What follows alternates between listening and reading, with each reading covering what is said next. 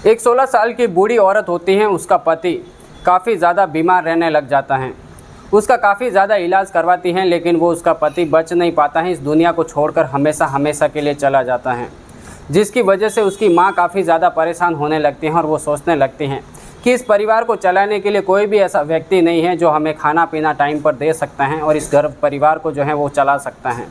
लेकिन उनकी एक 16 साल की लड़की होती है, अपनी माँ से वादा करती हैं और एक हॉस्पिटल के अंदर वो काम पर लग जाती हैं। जिसके बाद अपने घर परिवार को वो उसी काम की वजह से वो चला रही होती हैं। लेकिन एक दिन वो लड़की लापता हो जाती हैं। उसकी माँ काफ़ी ज़्यादा परेशान होने लग जाती हैं और उसको ढूंढने की काफ़ी ज़्यादा कोशिश करती हैं, पर उस लड़की का कहीं पे भी अता पता नहीं चलता है।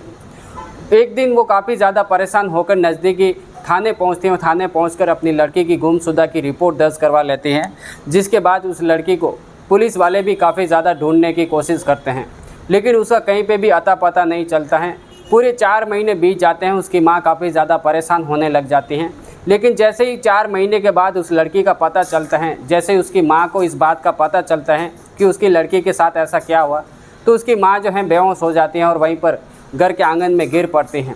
आखिर उस लड़की के साथ ऐसा क्या हो जाता है कि उसकी माँ वहीं पर बेहोश हो जाती हैं और देखते ही देखते ये कहानी सोशल मीडिया पर वायरल होने लग जाती हैं। पूरी कहानी इस वीडियो के माध्यम से आप सभी को विस्तार से बताऊंगा, बस इस वीडियो में बने रहिए और अंत तक देखते रहिए। नमस्कार दोस्तों, मैं रमजान सैया और आज की सच्ची घटना जो मैं आपको सुनाने जा रहा हूँ वो छत्तीसगढ़ का एक ज़िला लगता है सूरजपुर, और सूरजपुर ज़िले के दरअसल एक थाना लगता है प्रतापपुर, और उसी के आसपास एक छोटा सा गांव होता है। उस गांव का नाम इंजारिया होता है। उसी गांव के रहने वाले 70 वर्ष के रामजी रजक जो काफ़ी ज़्यादा बीमार होने लग जाते हैं। उसी परिवार के अंदर उनकी एक पत्नी होती है जिनकी उम्र 65 साल के आसपास होती है। एक उनकी लड़की होती है जिसका नाम संगीता रजक होता है, उनकी उम्र 16 साल के आसपास की होती हैं। एक 12 साल का उनका लड़का होता है। लेकिन रामजी रजक की अब जो है तबीयत काफ़ी ज़्यादा ख़राब होने लगती हैं। वो अपनी पत्नी के साथ आए दिन हॉस्पिटल जाते रहते हैं, लेकिन उसकी तबीयत में अभी भी जो है कोई भी फ़र्क नहीं पड़ता है। वो धीरे धीरे इस दुनिया को एक दिन छोड़कर चले जाते हैं। अब उस परिवार के अंदर खाने पिलाने वाला, कुछ चीज़ें लाने वाला कोई नहीं होता है। उस गरीब परिवार को देखने वाला भी कोई नहीं होता है, क्योंकि रामजी रजक की जो पत्नी होती है उसकी भी काफ़ी ज़्यादा उम्र हो जाती है, जिसकी वजह से वो भी काम नहीं कर पाती हैं। इसको लेकर संगीता रजक जो कि 16 साल की एक लड़की होती हैं, वो अपनी माँ से वादा करती हैं और वादा करके वो एक काम पर लग जाती हैं। अपनी सहेली से मिलती हैं, उनसे बात करती हैं और वो कहते हैं कि मेरे घर परिवार के अंदर खाने पीने के कोई भी सामान नहीं है, मुझे भी कहीं पर एक काम पर लगा दो। उनकी सहेलियाँ उसके ऊपर तरस खाती हैं और तरस खाने के बाद वो प्रतापपुर के एक हॉस्पिटल में लेकर जाती हैं और अपनी सहेलियाँ उनके साथ उसी को भी काम पर लगा लेती हैं। 5,000 की उसकी नौकरी मिल जाती है, जिसके बाद वो अपने घर परिवार को, अपने भाई की पढ़ाई उसी खर्चे से चला रही होती हैं। लेकिन धीरे धीरे वक्त बीतता है और वक्त बीतने के साथ साल 2022 की बात है, इसी की शुरुआत होती है। वो जब लड़की काम पर लगती हैं, उसके बाद संगीता का भाई जो 12 साल का होता है वो भी पढ़ाई कर रहा होता है। उस घर परिवार के अंदर सब कुछ सुखी शांति से चल रहा होता है। लेकिन नवंबर 2023 का दिन आता है, उसकी सहेली का एक शादी समारोह होता है जो कि आराकुंदी एक गाँव होता है। उसी गाँव के अंदर उसकी सहेली का जो है रिश्तेदार में एक शादी समारोह होता है। उस शादी समारोह के अंदर संगीता रजक भी शामिल हो जाती हैं। जैसे ही उस शादी के अंदर जाती हैं, वहाँ पर एक 18 साल का लड़का दिगंबर ठाकुर नाम का होता है। उस संगीता रजक को जो है बार बार घूर रहा होता है। संगीता रजक की भी उसके ऊपर नज़र पड़ती है, अपनी सहेली से पूछती हैं और सहेली जैसे ही उससे जाकर बात करती हैं तो दिगंबर ठाकुर कहता है कि ये लड़की मुझे काफ़ी ज़्यादा पसंद आ गई है, उसके नंबर मुझे चाहिए। अब उसकी सहेली उससे आकर बात करती हैं तो संगीता रजक मान जाती हैं, उसे अपना नंबर दे देती हैं, जिसके बाद दोनों के बीच में अब बातें होने लग जाती हैं। संगीता रजक उससे पूछते हैं कि तुम कहाँ के रहने वाले हो, तो दिगंबर ठाकुर कहता है कि मेरी उम्र 18 साल की है और मैं जिला सरगुजा, थाना लुड्रा गांव के आसपास एक छोटा सा गांव है रसोली गांव का, उसी गांव का रहने वाला हूं। मेरे पिता का नाम कमलेश्वर ठाकुर हैं। अब वो दोनों आपस में बात करने लग जाते हैं, दोनों एक दूसरे की जान पहचान बढ़ जाती हैं और धीरे धीरे दोनों के बीच में प्यार हो जाता है। काफ़ी वक्त गुजरता है और वक्त गुजरने के साथ दिगंबर ठाकुर एक दिन संगीता रजक को जो है मिलने की कोशिश करता है। उससे कहता है कि मैं तुमसे मिलना चाहता हूँ। संगीता रजक कहती है कि देखो, मैं अभी फ़िलहाल जो है हॉस्पिटल में काम करती हूँ। उसके बाद जैसे ही मैं अपने किराए के रूम पर जाती हूँ तो वहाँ पर मेरी बहुत सारी सहेलियाँ जो हैं मेरे साथ में रहती हैं। मैं तुमसे बिल्कुल भी नहीं मिल सकता हूँ, लेकिन हाँ, ऐसा हो सकता है कि जब सहेलियाँ मेरी गाँव जाती हैं, जब छुट्टी वाले दिन, तो मैं यहीं पर रुक जाऊंगी और मैं तुम्हें फ़ोन करूंगी, उस दिन तुम्हें मुझे मिलने के लिए आ सकते हैं। कुछ वक्त बीता और वक्त बीतने के साथ एक दिन हॉस्पिटल की छुट्टी होती है तो सारी सहेलियाँ अपने घर पर जाने के लिए तैयार हो जाती हैं। वो सहेलियाँ संगीता से भी पूछती हैं कि आखिर तुम गाँव क्यों नहीं जा रही हैं। तो वो कहती हैं कि मैं गाँव जाकर आऊँगी तो मेरे काफ़ी ज़्यादा पैसे खर्च हो जाएंगे, एक ही दिन की तो छुट्टी है, मैं यहीं पर रुक कर तुम्हारा इंतज़ार करूँगी कल सुबह आने का। वो सारी सहेलियाँ वहाँ से जो है गांव चली जाती हैं, संगीता वहीं पर रुक जाती हैं। जिसके बाद दिगंबर ठाकुर को फ़ोन करती हैं, फ़ोन करके अपने किराए के रूम पर बुला लेती हैं। अब दिगंबर ठाकुर संगीता से आकर मिलता है, उससे बातचीत करता है और बातचीत करते करते उनके बीच में दिगंबर ठाकुर कहने लगता है कि मैं तुम्हारे साथ संबंध बनाना चाहता हूँ। अब संगीता कहती है कि मैं अपनी माँ से वादा कर चुकी हूँ, मेरी माँ काफ़ी ज़्यादा परेशान रहती हैं, हमारे घर में कोई भी कमाने वाला नहीं है और इसी बात का मैंने वादा किया है कि तुम बिल्कुल भी मेरी शादी की चिंता मत करना। जैसे ही मुझे एक अच्छा लड़का मिल जाएगा मैं उससे कोर्ट मैरिज कर लूँगी और मेरे कोई भी खर्चा नहीं होगा और मैं खुशी खुशी से जो है मैं सारा काम मैं खुद ही निपटा लूँगी। इसके बारे में तुम मेरे बारे में कभी भी चिंता मत करना। मैंने अपनी माँ से वादा किया है और उस वादे के मुताबिक मैं जो है किसी से संबंध नहीं बना सकती हूँ, जो मेरे से शादी करेगा मैं उसी के साथ संबंध बनाऊँगी। अब दिगंबर ठाकुर कहने लग जाता है कि मैं तुमसे शादी करूंगा और मैं तुम्हारे साथ ज़िंदगी भर बिताऊंगा। संगीता कहती है कि तुम्हारी जाति ठाकुर जाति की है और मैं एक नीच जाति की, तुम आखिर मेरे साथ किस तरीके से शादी कर सकते हैं और मेरे साथ किस तरीके से ज़िंदगी गुजार सकते हैं। दिगंबर ठाकुर उससे वादा करते हैं कि भले ही मैं ठाकुर परिवार का हूँ लेकिन मैं तुम्हारे साथ हर हाल में शादी करूँगा और तुम्हारे साथ पूरी ज़िंदगी बिताऊँगा। इस बात को लेकर संगीता रजक भी जो है मान जाती हैं और वो काफ़ी ज़्यादा खुश हो जाती हैं और दिगंबर ठाकुर के साथ संबंध बना लेती हैं। अब ये सिलसिला यहाँ से स्टार्ट हो जाता है, आए दिन एक दूसरे आपस में मिलते हैं और संबंध बनाते रहते हैं। कभी वो किसी आसपास के गांव में जाती हैं, कभी दिगंबर ठाकुर उसको लेकर कहीं अलग अलग जगह पर लेकर जाने लगता है, जिसके बाद आपस में संबंध बनाते रहते हैं और बहुत वक्त बीत जाता है। 2024 आ जाता है और 2024 के आसपास जब उसकी सहेलियाँ एक दिन छुट्टियों के दिन अपने घर जा रही होती हैं तो संगीता वहीं पर अपनी रूम पर रुक जाती हैं और दिगंबर ठाकुर को फ़ोन करके फिर से अपने किराए के रूम पर बुला लेती हैं और बुलाने के बाद संगीता रजक उसके ऊपर प्रेशर डालने लगती हैं। उससे कहते हैं कि आखिर तुम मेरे साथ संबंध ही बनाते रहोगे या फिर मेरे साथ शादी भी करोगे।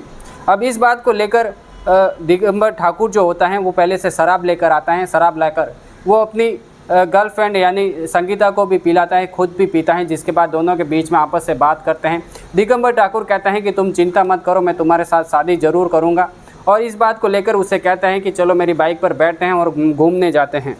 संगीता को लेकर दिगंबर ठाकुर घूमने के लिए चला जाता है। बतौली क्षेत्र के अंदर आसपास का एक क्षेत्र लगता है, वहाँ पर बूढ़ा औमा एक पिकनिक स्पॉट होता है जहाँ पर तिरंगा जंगल होता है, उसके आसपास लेकर चला जाता है। वहीं पर बैठ के बातें करते हैं और संगीता वहाँ पर कहती रहती हैं कि तुम मेरे से शादी कब करने वाले हैं, आखिर मुझे कोई एक तारीख बताओ या फिर कोई एक समय बताओ जहाँ पर जिस दिन तुम मेरे से शादी करने वाले हैं। इस बात से काफ़ी ज़्यादा दिगंबर परेशान हो जाता है और परेशान होने के बाद उसके ऊपर एक भारी पत्थर उठाता है। पत्थर उठाने के बाद उसका सर कुचल देता है और उसके दुपट्टे से उसकी गर्दन को जो है वहीं पर मरोड़ देता है। मरोड़ने के बाद उसी के तिरंगा जंगल के आसपास 2 नाले होते हैं जो कि पत्थर से बने हुए होते हैं। उस नाले के अंदर उसको दफना कर वो वहाँ से फरार हो जाता है।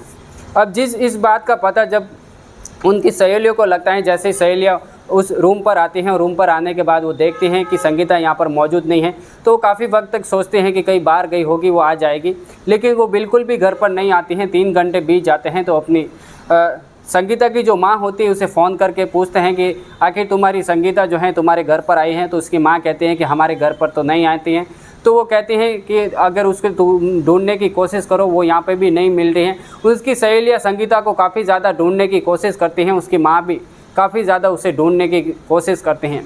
धीरे धीरे 1 महीने का वक्त बीत जाता है। उसकी 65 साल की बूढ़ी माँ काफ़ी ज़्यादा परेशान होने के बाद नज़दीकी थाने में जाती हैं और थाने में जाकर अपनी लड़की की गुमशुदा की रिपोर्ट दर्ज करवा लेती हैं। थाना प्रभारी प्रदीप जायसवाल कहते हैं कि तुम्हें 1 महीने बीतने के बाद तुम थाने में आ रहे हो और अपनी लड़की की रिपोर्ट दर्ज करवा रहे हैं, तुम्हें बहुत समय पहले आना चाहिए था। उसकी माँ काफ़ी ज़्यादा परेशान होती हैं। वो थाना प्रभारी से कहती हैं कि मेरी लड़की जैसे गुम हुई थी, मैं सोची थी कि वो आ जाएगी, लेकिन जैसे ही वो नहीं पहुँचती है, मैं काफ़ी गरीब परिवार से हूँ और मैं थाने में आके रिपोर्ट नहीं दर्ज करवा पाई हूँ, लेकिन अभी मेरी लड़की को ढूंढने की आप कोशिश करो, किसी भी हाल में मेरी लड़की को ढूंढ कर लाओ। प्रदीप जायसवाल जैसे ही उनकी रिपोर्ट दर्ज करते हैं, उस लड़की को ढूंढने की काफ़ी ज़्यादा कोशिश करते हैं, लेकिन उस लड़की का कहीं पे भी अता पता नहीं चलता है। उसकी बूढ़ी माँ काफ़ी ज़्यादा थाने के चक्कर लगाती रहती हैं, उनसे पूछती रहती हैं कि मेरी लड़की का कहीं पे भी पता चल रहा है। तो पुलिस वाले कहते हैं कि तुम्हारी लड़की का अभी फ़िलहाल कहीं पे भी पता नहीं चला है, लेकिन जैसे ही पता चलेगा मैं आपको फ़ोन करके बता दूंगा, मैं आपको थाने बुला लूँगा।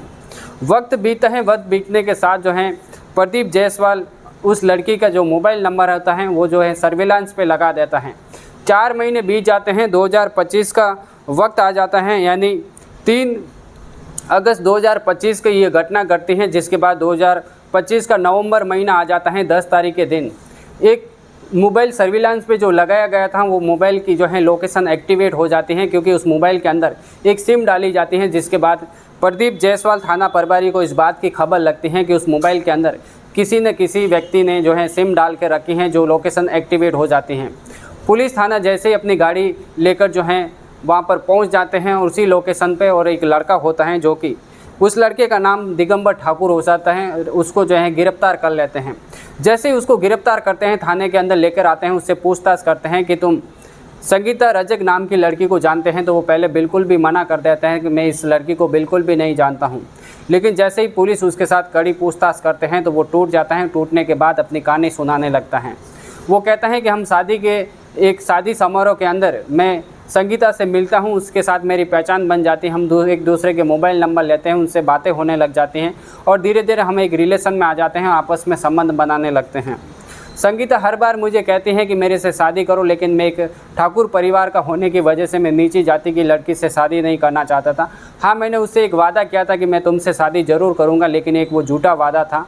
मैं उसके साथ सिर्फ रिलेशन बनाना चाहता था, इसी वजह से मैं उससे वादा करता हूँ। लेकिन संगीता मेरे ऊपर ज़्यादा प्रेशर करने लगी थी, मैं काफ़ी ज़्यादा परेशान होने लगा था। एक दिन मैं संगीता के रूम पर जाता हूँ, उसे शराब भी पिलाता हूँ, जिसके बाद हम लोग घूमने जाते हैं एक स्पॉट पर, और वहीं पर जो है मैं उसके ऊपर सर पर एक भारी पत्थर डालता हूँ, जिसके बाद उसकी मृत्यु हो जाती है। और उसी के आसपास तिरंगा जंगल के 2 नाले होते हैं, नाले के बीच में उसको मैं वहीं पर दफना के घर पर आ जाता हूँ। 4 महीने के बाद उसी स्पॉट पर वो उस लड़के को लेकर जब थाना प्रभारी प्रदीप जायसवाल पहुँचते हैं तो वहाँ पर उसकी खुदाई करते हैं, तो खुदाई के अंदर उसका कंकाल तंत्र निकल जाता है। उस कंकाल तंत्र को जो है डीएनए टेस्ट करवा दिया जाता है। डीएनए टेस्ट में ये पता चलता है कि ये जो लाश हैं वो संगीता रजक की हैं। अब पुलिस को इस बात का पता चल जाता है, उसकी माता को बुलाते हैं, तो उसकी माता ये बात सुनकर जो है वहीं पर बेहोश हो जाती हैं। अपने आप का काफ़ी टाइम के बाद होश संभालती हैं और वो रोने लग जाती हैं। आखिर एक बूढ़ी जो माँ होती है, एक बूढ़ी औरत होती है, उस घर परिवार को चलाने वाला मात्र एक ही लड़की होती है जो कि 16 साल की होती हैं, और उसी की जो है हत्या इस तरीके से एक दरिंदे कर देता है, जिसके बाद उसकी माँ के साथ क्या गुजरी होगी इसका पता नहीं किसी को चल रहा था, नहीं किसी को इस बात की तकलीफ़ हो रही थी। लेकिन ये कहानी धीरे धीरे सोशल मीडिया पर अब वायरल होने लग जाती हैं। और आज की कहानी दोस्तों हमारी यहीं ख़त्म होती है। एक नई कहानी आप सुबह 11:30 बजे के आसपास हमारी एक नई कहानी आती है। तो इस चैनल को सब्सक्राइब कर लेना और बेल आइकन का बटन दबा लेना। ऐसी कहानियाँ हमेशा आप सभी को जो है मिलती रहेगी। तब तक के लिए हमें दीजिए इजाज़त। सेफ रहिए, सुरक्षित रहिए, सावधान रहिए। इस कहानी का सुनाने का मकसद किसी को ठेस पहुंचाना नहीं, किसी को तकलीफ़ पहुंचाना नहीं, बल्कि आप सभी को जागरूक करना था। हमें दीजिए इजाज़त। जय हिंद दोस्तों।